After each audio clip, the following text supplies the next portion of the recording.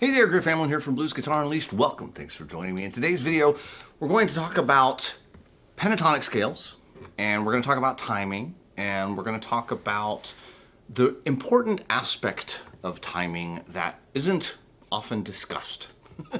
Believe it or not. I know I talk about counting and timing kind of all the time because it's very important, but what's really important is subdivisions, how your mind subdivides beats. Now, if you were a drummer, this would kind of make sense. You know, you have kick, snare, 1, 2, 3, 4. That's the drums in a nutshell. It's a backbeat, right? So we have the quarter note. Kick drum on 1, snare on 2, kick drum on 3, snare on 4. When you add in the hi-hat, we have either straight eighth notes or we have swing eighth notes. Right? So that's kind of our subdivision. That subdivision is what's really, really, really important, and it's the thing that gets most often neglected. And so I'm going to try to kind of teach you a little bit about this today so that you can be more aware and so that you can practice your scales in a way that's going to improve your ability to subdivide beats. Most of us practice scales. Almost every student I talk to, they're like, okay, I spend 10 minutes practicing my scales, I spend 10 minutes doing this, Practicing scales seems to be a very, very common thing to do. I certainly did it, I did it for hours growing up. I practiced all kinds of scales in every key and all the different rhythmic constructs. Like I had this huge plan laid out. I have sort of a scaled down version of it. I call it Pentatonic Scale and Technique Mastery, and that literally is how I got to where I am on pentatonic scales. It's just, doing these types of things. It's just all written out and explained very clearly. But I'm going to kind of try to give you, I'll say, the cliff notes of it today. And part of that is I'm going to use Mr. Metronome here. So I have in my handy dandy cell phone a metronome. Most people have a metronome. What I want you to first get comfortable with is the idea we have, like, I'll say quarter notes, right? So let's say I set this at 100. Turn it up nice and loud. Okay, so that's 100 beats a minute. Now, if I play along with that, what does that mean, to play along with that? Okay, well, it means that I'm going to, if I play quarter notes, I'm going to play one note on every single beat.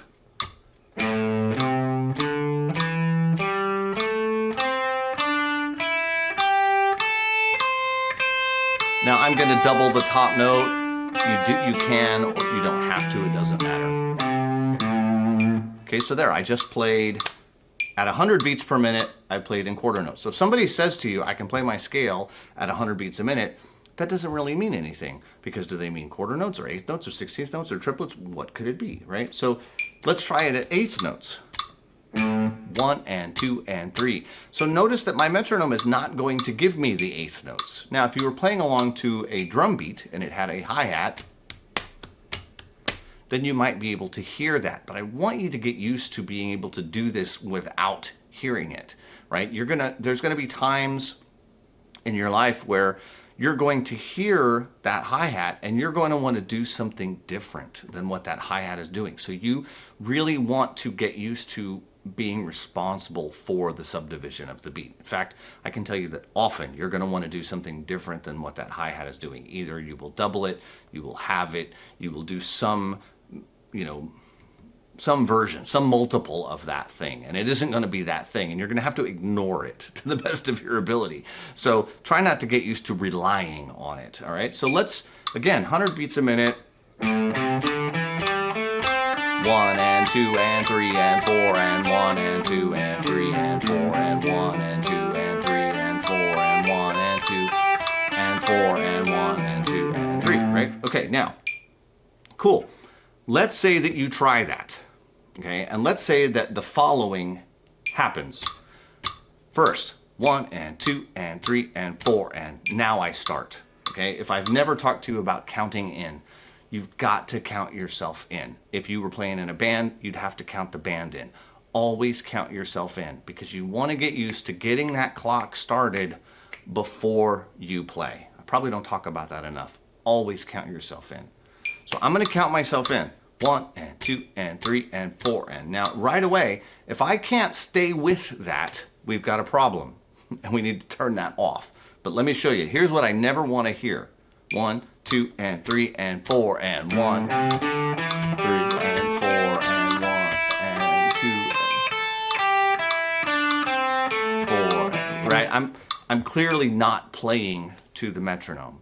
Okay? You have to be able to listen and hear if that's going on. If it is going on, that metronome isn't doing you any good. Turn it off.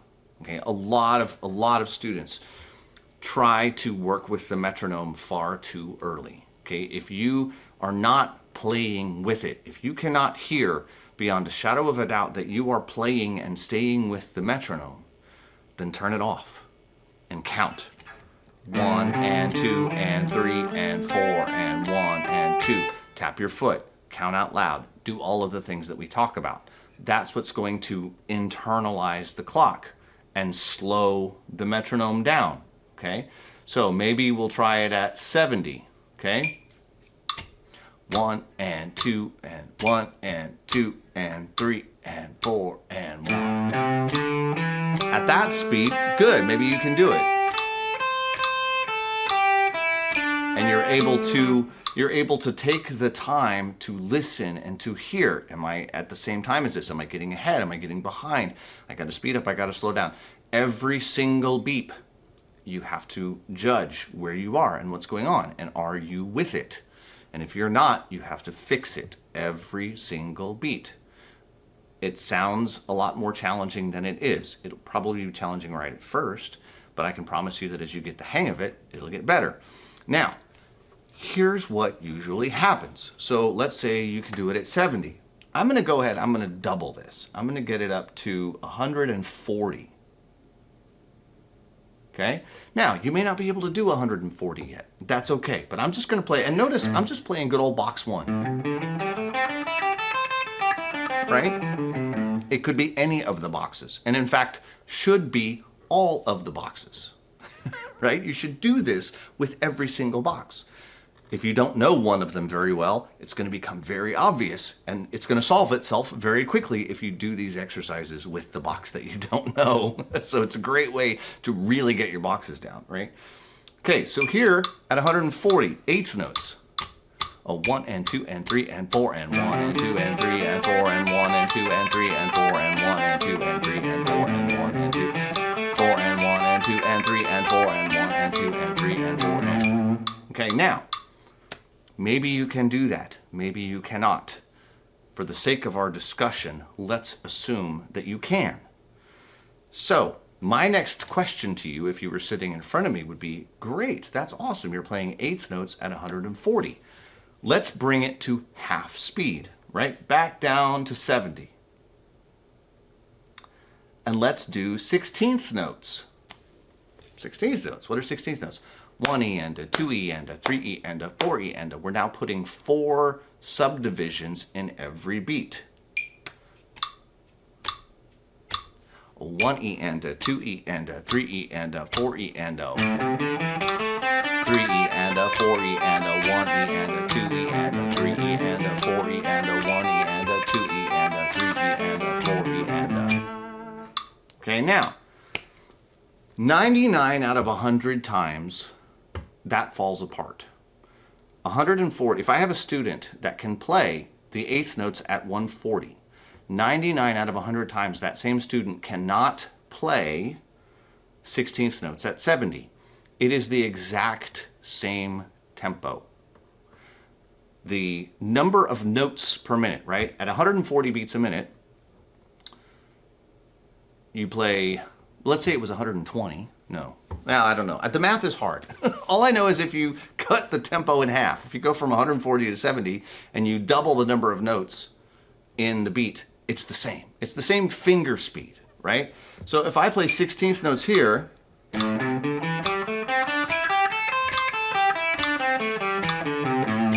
it's exactly the same as playing 8th notes here, as far as my fingers are concerned.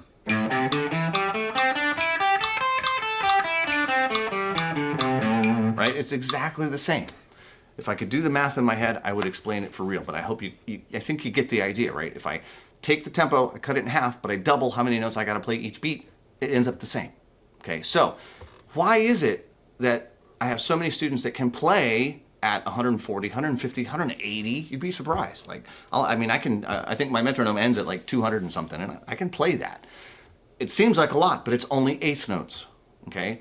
When you cut that in half and turn it into 16th notes, all of a sudden everything falls apart and people can't play it. Well, that proves beyond a shadow of a doubt that it is not your fingers that are the issue. Because they could do it when they were doing 8th notes, but they can't do it when it's 16th notes. And that is what we call the subdivision. That's because your ear is not hearing the subdivision and not telling your fingers, now's the time to go. That's why you have to practice in all the different subdivisions. What are all the different subdivisions? Glad you asked.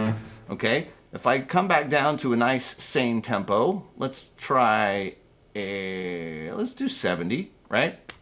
Now quarter notes is pretty slow. If you're fairly new and this is challenging, then you should do it. It's good to be able to feel the quarter notes.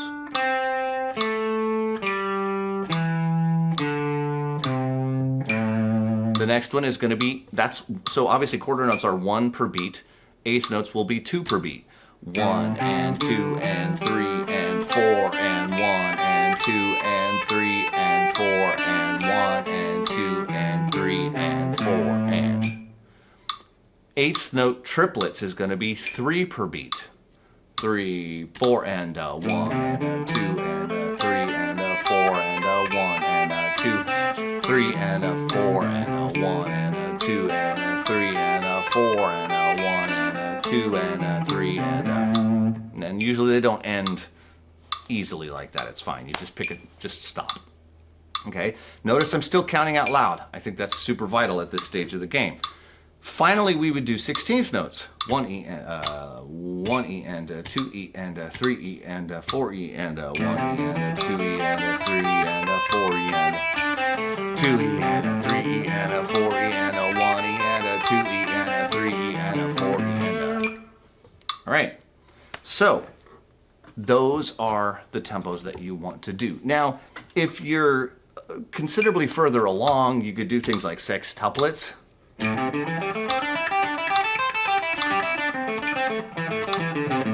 And I'm adding in some extra stuff, but it's 1 triplet, N triplet, 2 triplet, N triplet, da da da da da da da da da da da.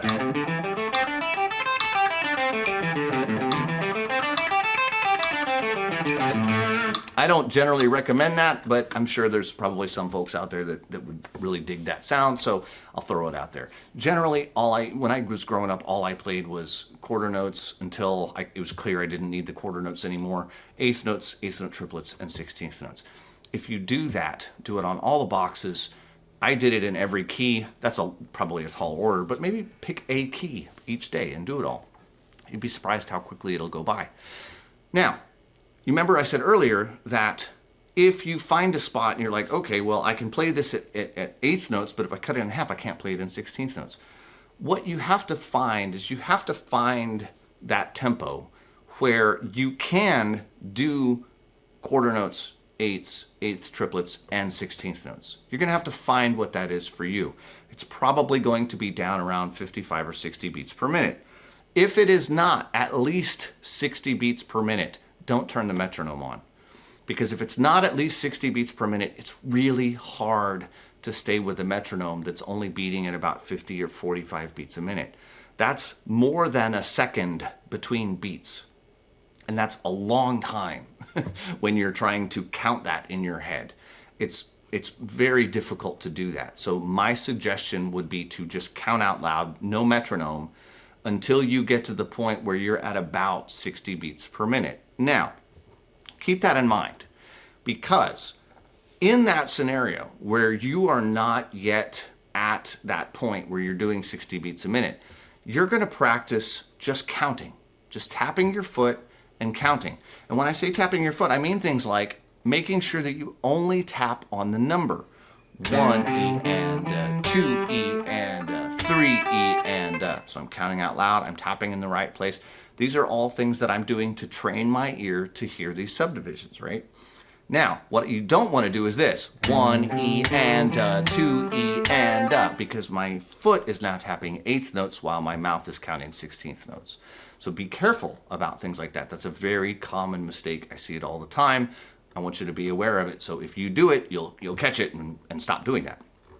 Now, this is all well and good, right? This is all important stuff. And if you're at this point where you are only counting and the metronome is not on, what I want you to do is at the end, after you've kind of done that a little bit, I want you to turn the metronome on at 60 beats a minute, and I want you to try to stay with it. Okay, again, starting with the quarter notes, moving on to the eighth notes, moving on to the triplets, then finishing up 16ths, right? I want you to try doing it. Now, it still may be out of reach. That's okay. Just do your best. Tomorrow, you're going to go through the process again. I want you to at least try, because at some point, a week or 2 or 3 down the road, when your ear has finally kind of caught on to how this works, you're going to be able to stay with it at 60 beats a minute. That's going to be kind of a milestone, because now you're going to use the metronome all the time. You're going to turn on the metronome at 60 right from the beginning, and you're going to play with it at 60. Now, if you are at that point where you are using the metronome all the time, so for those of you that maybe are a little bit further ahead, you're playing with the metronome, maybe you're at 70, maybe you're at 80, maybe you're at 90, I don't know. You know, you're doing your 16th notes, right? 90 beats a minute, 16th notes, moving right along. So you are going to do what I call bursts, okay? And you're going to do varieties of tempos. So you're going to play, let's say that you know that your magic number is 80. At 80, you can do quarter notes, eighth notes, triplet eighth notes, and 16th notes. Then if you turn it up, and you can do that, fine. You can do it a couple of times through, you know, you're good to go. If you push it up to like 85, you start tripping up. You start making mistakes. Things start going bad. What I want you to do is I want you to do it a few times at 80, and then I want you to go to 90. Now, are you going to make mistakes? Absolutely. I want you to hang in there to the best of your ability. You're going to make mistakes. You're going to trip things up. But I want you to keep counting, and I really want you to focus. I want you to lean in, like force your ear. Like I really want you to think about this. It's a mental thing. Listen to that tempo, tap your foot, count out loud. I want you to really, really lean into that. Even though your fingers are not doing, and you got to just to the best of your ability try to keep up. Are you going to make a mess? Yes, you're going to make a mess. Things are going to get off. You're going to miss some notes. You're going to get out of time, but you're going to try. You're going to try your absolute hardest a couple of times. And then you're going to go back to your 80. And maybe even go back to like 70 and do it there. Is it going to be easy? Absolutely, it's going to be super easy. But I want you to at least try for something way above and beyond your comfort zone every day. Reason is that your fingers and your ear will not adapt. They won't magically somehow get better unless you make them get better. Okay, if you get to where you can do 80, let's say right now you can do 80. You can do the 16th notes at 80. But you turn it up to 85 and you can't do it. So you go back to 80. Well, guess what? You're never going to get to 85. It's not going to just magically happen one day. I mean, it will, but it's going to take a really, really long time. Much longer than you want to wait, I promise. If you try to force it at 90, you're going to make a lot of mistakes, but you're going to lean into really listening and paying attention to that. When you then go back and try 85, it's going to happen. It's going to be there for you, because that is not the absolute top end of what you have exposed your ear to. Okay, so every time you're ready to make a leap, right? And then you're gonna 85 is gonna become your new baseline. It's gonna become where you're playing all the time, every day, and that gets normal and that gets comfortable, right? And then you're going to try to jump up to 95, and it's going to become very uncomfortable, and you're going to make a lot of mistakes. And after you're going to try it, and then you're going to go back to that 90 in the middle, and sure enough, it's not going to seem so bad. You're going to be able to do it. That sort of leapfrogging of tempos is incredibly useful. It's incredibly important. And it's something that I discovered when I was a teenager. And I have used it. All of my students have used it. It's been a huge part of my life now for 40 years almost. It's a long time, but it really is almost 40 years that's been happening. And depending on when you're seeing this video, maybe over 40 years, right? It's a huge thing. It works. I have emails from my students telling me that it works. I have videos of my students telling me that it works. I know it works. I've seen it in my office so many times I can't even tell you. So please work on all of the different subdivisions. Do it on all of the different boxes, especially the ones you don't know very well, because that's how you'll get to know them very well, right? And there are other things you can do as far as melodic patterns and stuff like that. Again, I have a thing called Pentatonic Scale and Technique Mastery. If you like this kind of stuff, that would probably be a good course for you. Not everybody likes this kind of stuff. Not everybody wants to do this kind of stuff. I absolutely get that. Not everybody wants to play fast. I'm not saying you got to play fast. I'm saying you want to be able to play fast enough that the stuff you want to play is easy, right? So do I need you to play 16th notes at 180 beats a minute? Absolutely not. But if you can play 16th notes at 120 beats a minute, well, hey, at least you can play along with, House is Rockin' and, some of those faster blues songs that are doing eighth notes at 180, right? If you got to play eighth notes at 180, that means you better be able to play 16th notes at 90, right? So if you can't do that, you're going to feel like you want that at times. I'd like it to be there for you, and I think you would too. So that's going to wrap it up for me today. As always, if you have guitar playing friends that you think would dig this video, feel free to share it with them. I will leave a variety of links near this video to sign up for my email list or check out the All Access Pass. I have some free courses that you can check out, downloads, etc. I'll leave those all nearby. And I hope you have a great day, and I'll talk to you soon. Bye-bye.